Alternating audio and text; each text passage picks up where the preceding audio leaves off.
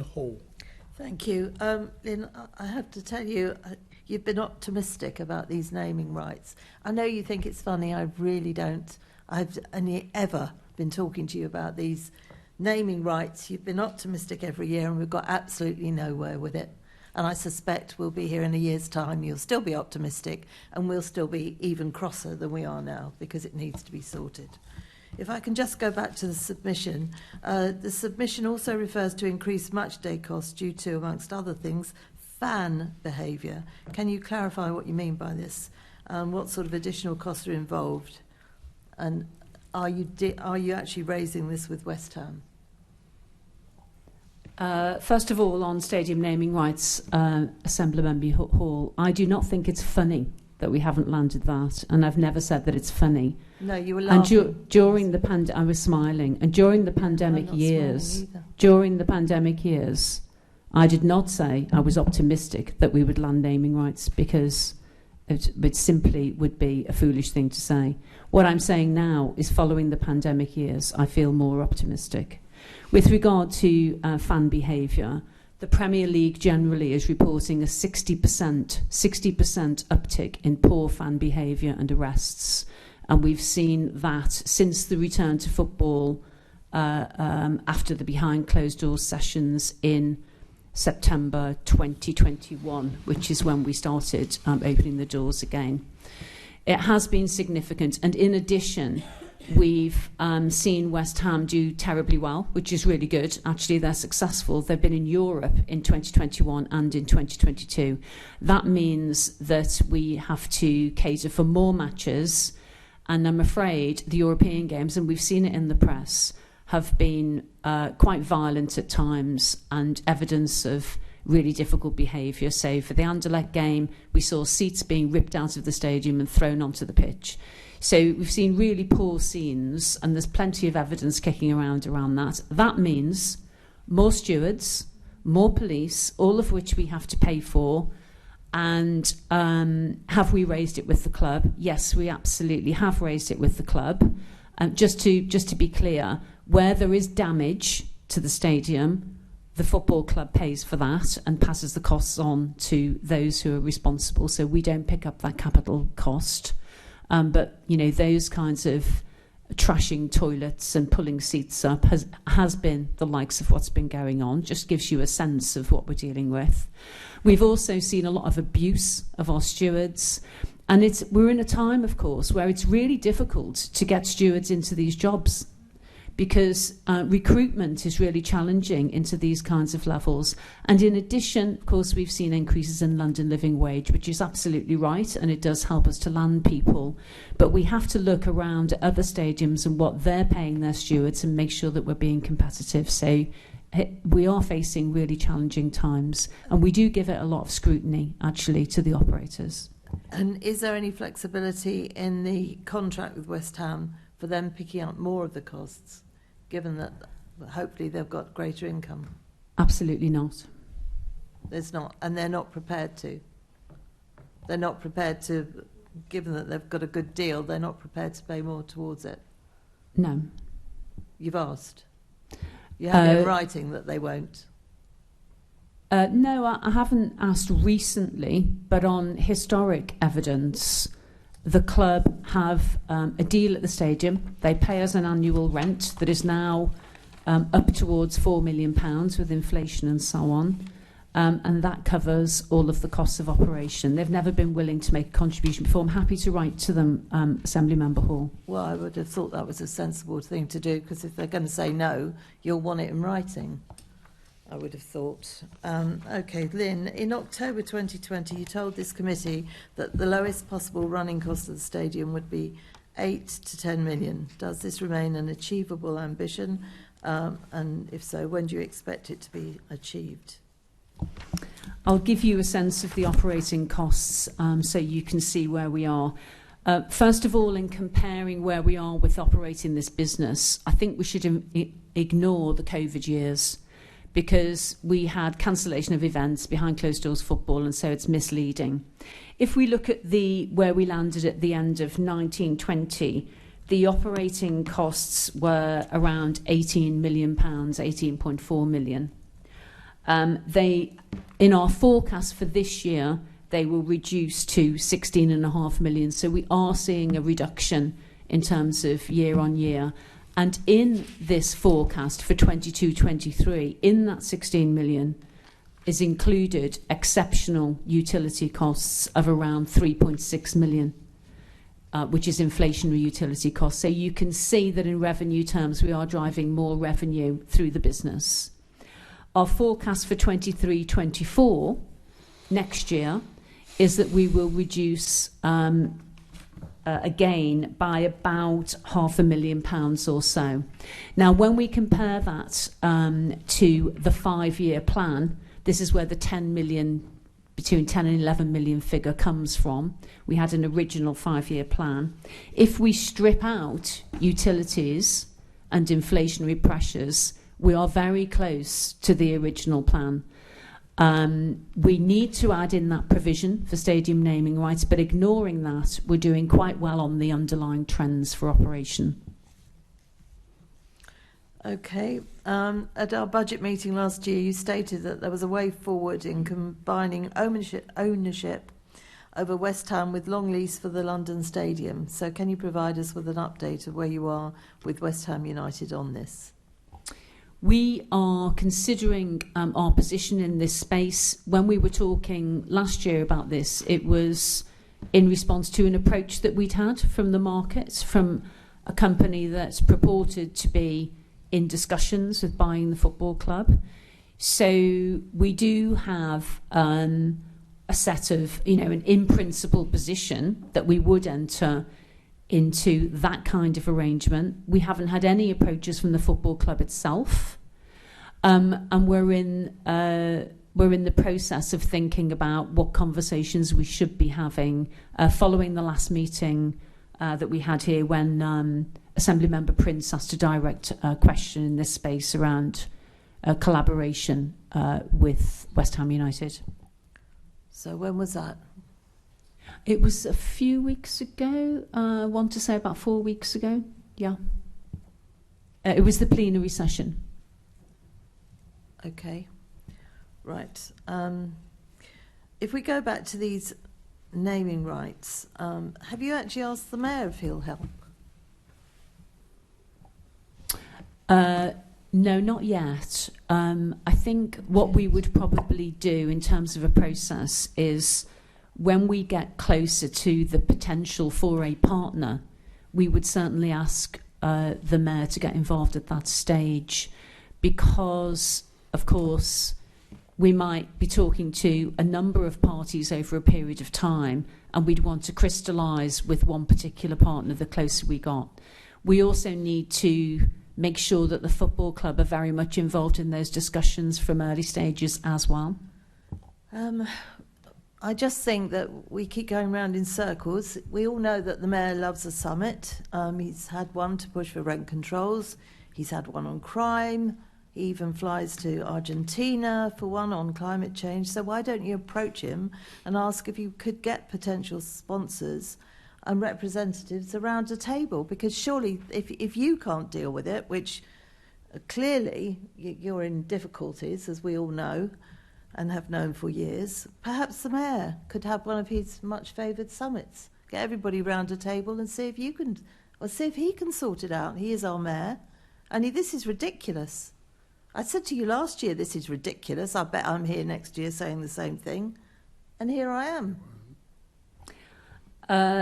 I don't think it's time for the Mayor to get involved, and for the reasons I've outlined. Which decade do you think would be a good idea for a Mayor to get involved? What I would say is that, as I've explained to you, if we strip out the utility costs, this budget is almost on plan without stadium naming rights.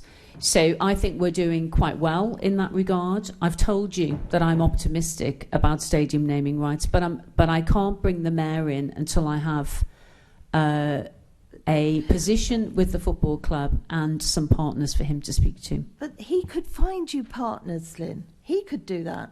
And it would be an easing of a pressure.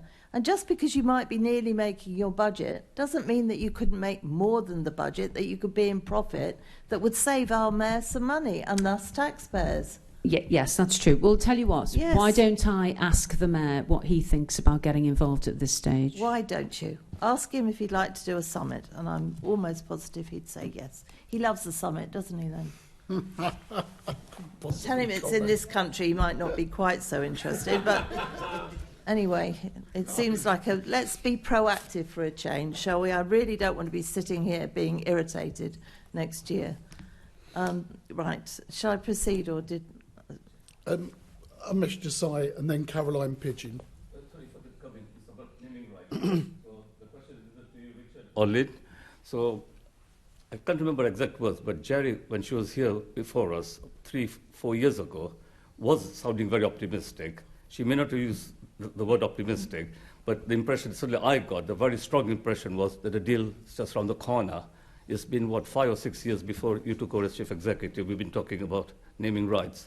At that time, the figure that was being bandied around was £4 million. Richard, you mentioned a sum of £2 million.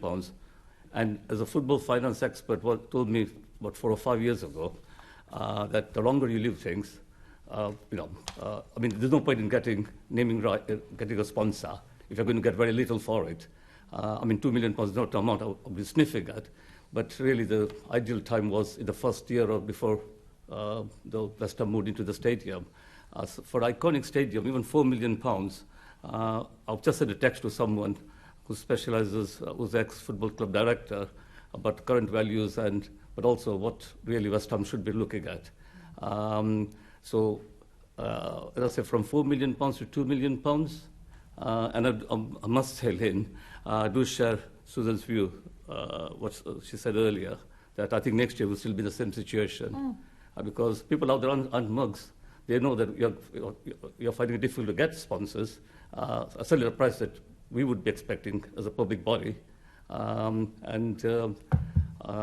stadiums that I will not name, not far from West Ham, that actually are getting deals for the size that they are. They can be actually good deals for iconic venue. To look at £2 million, no, laughable.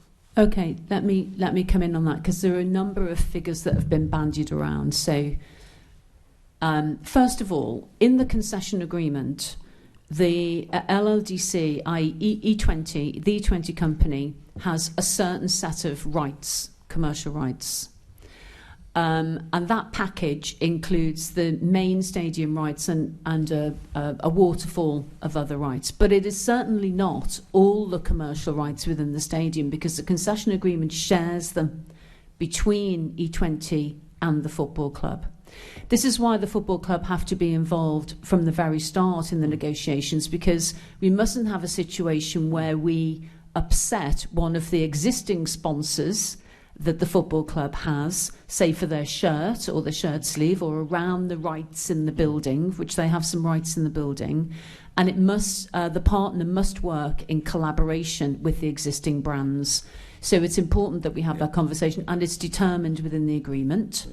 Now, in the very early days, the number was 4 million back in 2016 when this deal was done. In fact, the number 4 million appears in the concession agreement as a potential figure that could be landed for stadium naming rights back in 2016. Obviously, times change. You know, we've seen inflation. The club are doing very well.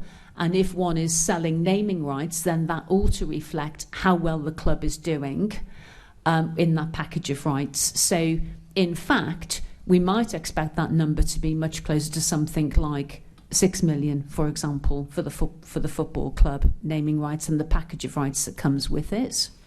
And of course, when you tend to see the big numbers that people have landed, they are grossed up numbers that reflect the number of years of that stadium rights deal. So the 6 million would be an annual, the 4 or the 6 is an annual position.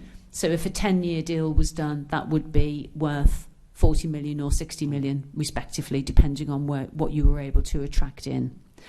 What we've got in the budget, the 2 million, is a very conservative, prudent number, and we certainly would expect to exceed that if we land it. So please don't think that 2 million is our expectation. It's our absolute minimum to sell sponsorship rights in the stadium. We would expect to exceed that rather more. And the other thing I would say is, we can see when we look around London about the kinds of deals that are being done, and not many deals are being done.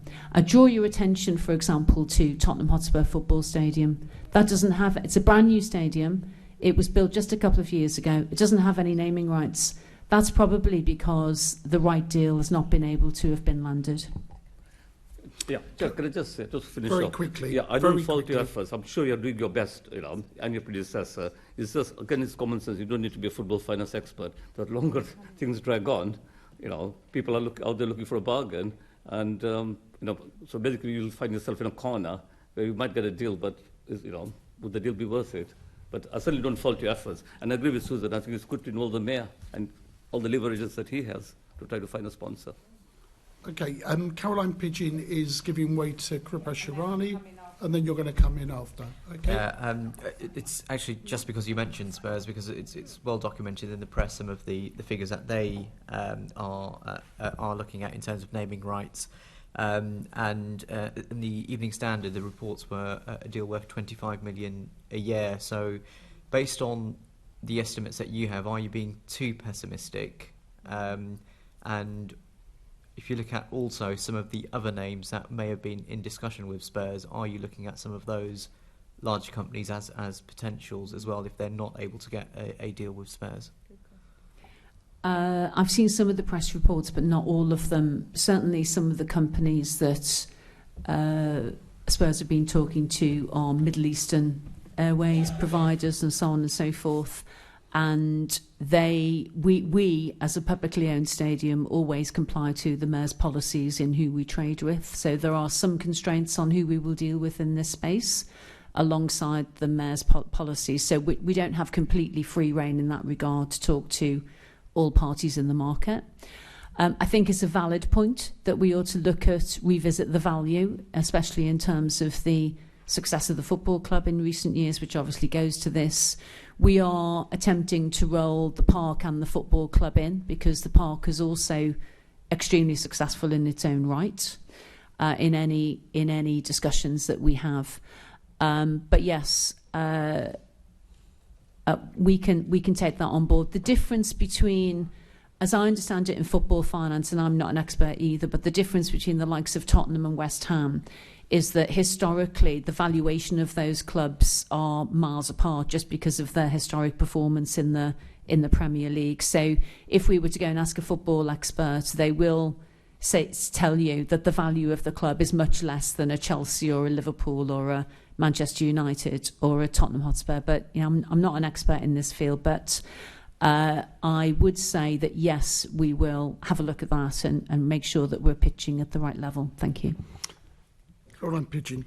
Just very quickly, we focused on West Ham, and it's a rotten deal with West Ham, and you're living with that and the cost to the public as a result of it. But we haven't focused on the other events. How many days are you able to get other events into the stadium? How are you maximising that? And what is your projection for income over the next year from that? You've got Major League Baseball coming back. You've probably got some concerts. What are you doing to sort of sweat the asset on those other days to try to bring in more money? So there are a number of things that we're doing, actually. Not only the events, Caroline, but the cost of putting an event on. So in 2017, before I took this job, the cost of moving the seats in this stadium was £11 million for the summer events. 11 million. We actually paid that to move the seats one year, right? The cost today is closer to 3. And that's because of various initiatives that's gone in, but also a number of capital investments that are giving us revenue returns on a year-by-year basis. So first of all, we've massively brought down the costs of being able to put summer events on. In 23-24, we've actually got a really good year ahead of us, because we have landed Major League Baseball, which is bringing in a significant amount of income. And alongside that, we've so far confirmed 3 concert days. We're likely to get 1 or 2 more, maybe more than that, and a couple of other events. And we're running a UK athletics event, which will be a good community event. They're involving a lot of schools this year. So we've got a really good programme of events in 23-24, probably the most we've ever put on in a single year. Baseball takes a couple of weekends to prepare. So it's not only the weekend that they're in, but the weekends they take to prepare. And within the fee, they are charged for those additional weekends for setup and breakdown. So we don't lose out on those weekends that we lose to baseball. It also brings in a huge amount in terms of a return for the UK economy. So 1920 saw £40 million falling into the UK economy, and most of that in London, around 37 million. And the deal that the Mayor has done with baseball is for 3 years. So this is the first of 3 years where we will have some decent income levels. And I think that's partially why we're able to report a really good position in our operating costs for next year. So although there's an operating loss still, it's a lot closer to plan because of the increase in income in 23-24. And when you take into account the exceptional costs of utility and so on, Richard's already mentioned, it's 4.6 million in inflationary pressures that are included in that 15, then we are really close to plan, and that's without the naming rights. So we're not doing too badly there. What I don't have in front of me is all of the revenue totals. We haven't brought it today for the summer events, but we could send that over separately. Yeah. Okay. Sorry. Yep. Anne Clark.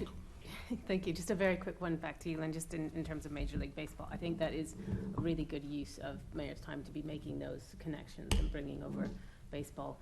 And I think also there's just to point out there's a knock-on effect in terms of tourism and promotion of London to the world stage when we have those events. So that's more of a point than a question, but just to say how important it is, and thank you for accommodating that.